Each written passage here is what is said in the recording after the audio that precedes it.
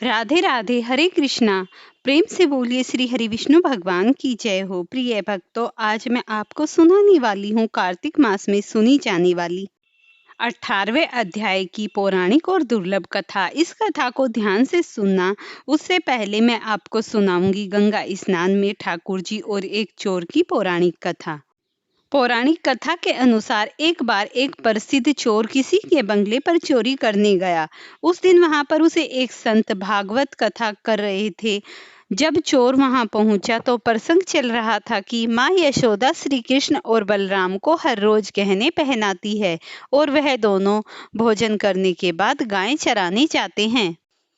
संत भाव विभोर होकर श्री कृष्ण की मणि और गहनों का वर्णन कर रहे थे और वह बहुमूल्य हैं, अनमोल हैं। चोर का ध्यान चोरी से हट गया और वह सोचने लगा कि इस संत से उन दोनों भाइयों का पता पूछ लेता हूँ कि दोनों भाई कौन से स्थान पर गायें चराने जाते हैं।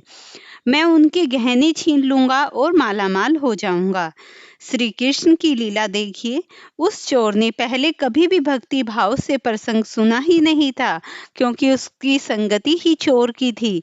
वह तो चोर उचक्के की और चोरी की छीन कपझपटी और मारकाट ही जानता था। उसे और कुछ भाता ही नहीं था।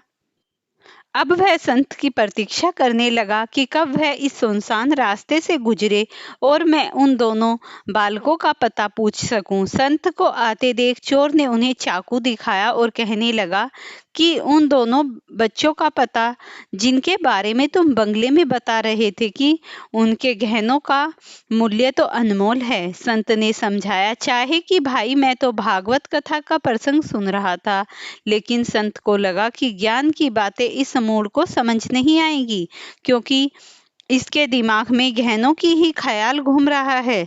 ऊपर से संत को चाकू का भी डर सता रहा था। संत ने जान बचाने के लिए कहा कि वृंदावन चले जाओ, वहां दोनों भाई सुबह गायें चराने जंगल में जाते हैं, वहां तुम उनसे मिल लेना। चोर जाते जाते संत से कह गया कि मैं गहनों को बता दूंगा और आपको उसका हिस्सा भी बता दूंगा कि वो कौन सी साइड गायों को चराते हैं। अब जैसे तैसे वृंदावन पहुंचा। उस समय शाम होने वाली थी।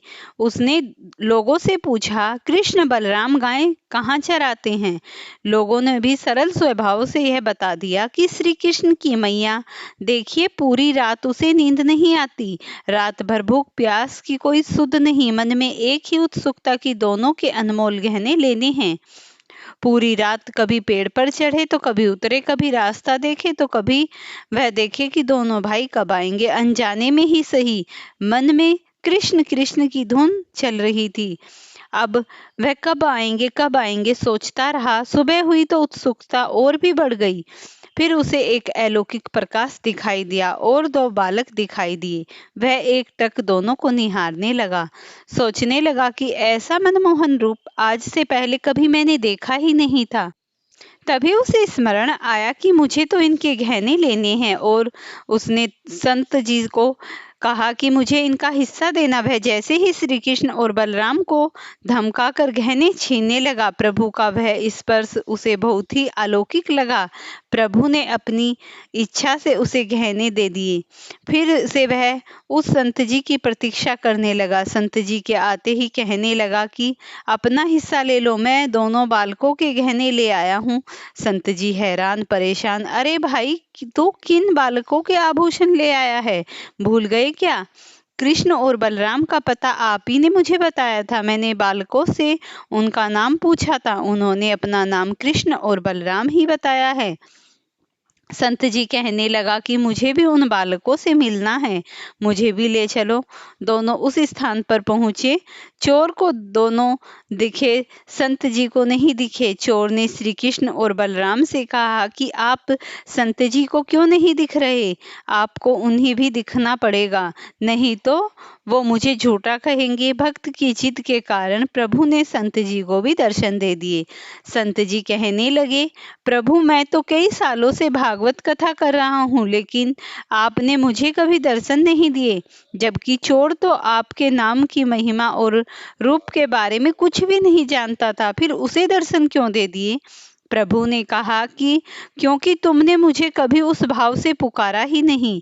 प्रभु कहने लगे कि अनजाने में ही सही उस संत के कहे हुए वचनों पर दृढ़ विश्वास था। चाहे वो मेरे बारे में कुछ नहीं जानता था, लेकिन ईश्वर को पाने के लिए जो व्याकुलता होनी चाहिए उस समय उसके मन में भी वही थी। कभी पेड़ पर चढ़ता तो कभी उतरता, और उसके मन में मेरे नाम की ही धुन चल रही थी।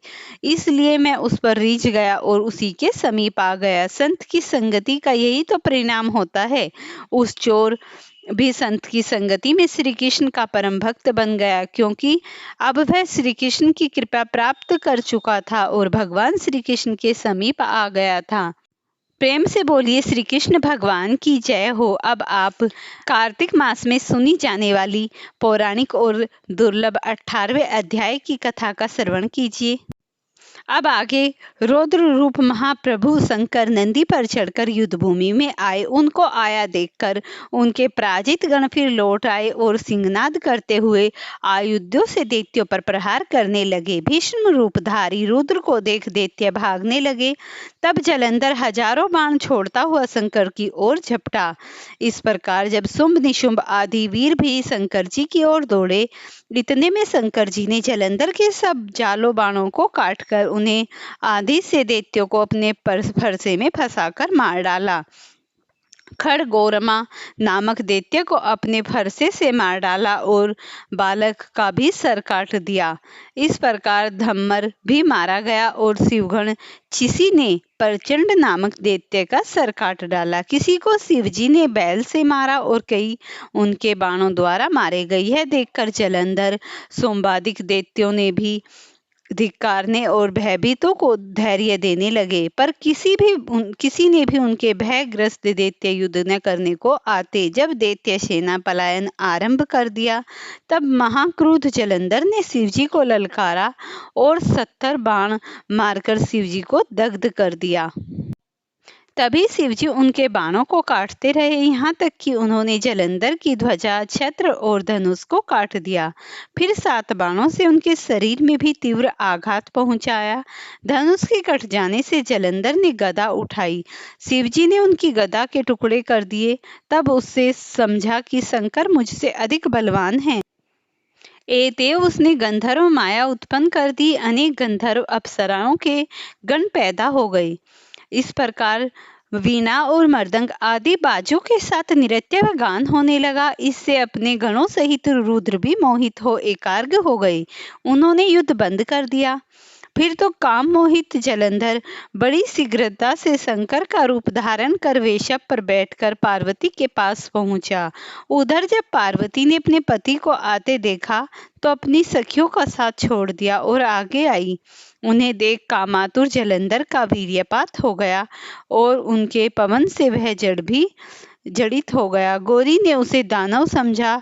वह अंतर्धान उत्तर के मानस पर चली गई। तब पार्वती ने विष्णु जी को बुलाकर दैत्यधन का वह कृत्य कहा और यह प्रश्न किया कि क्या आप इससे अवगत हैं? भगवान विष्णु ने उत्तर दिया, आपकी कृपा से मुझे सब ज्ञात है। हे माता, आप जो भी आज्ञा करेंगी मैं उसका पालन करूंगा। जगमाता ने विष्णु जी से कहा, उस दैत्य ने जो मार्ग खोला है उसका अनुसरण उचित है। मैं तुम्हें आज्ञा देती हूँ कि उसकी पत्नी का पतिव्रत भ्रष्ट करो, वह दैत्य भी मरेगा। पार्वती जी की आज्ञा पाते ही विष्णु जी उसको शिरोधाम कर छल करने के लिए जलंधर के नगर की ओर पहुंच गए, जहां पर जलंधर की पत्नी अकेली थी और उन्होंने वहां जाने के बाद उसका पतिव्रत धर्म भ्रष्ट कर दिया। इस प्रकार पतिव्रत धर्म भ्रष्ट होते ही वह जलंधर मारा गया। ये थी आज की कथा। प्रिय भक्तों, अगर आपको ये वीडियो पसंद आई हो तो इसे लाइक शेयर करना, चैनल पर नए हैं तो चैनल को सब्सक्राइब करना।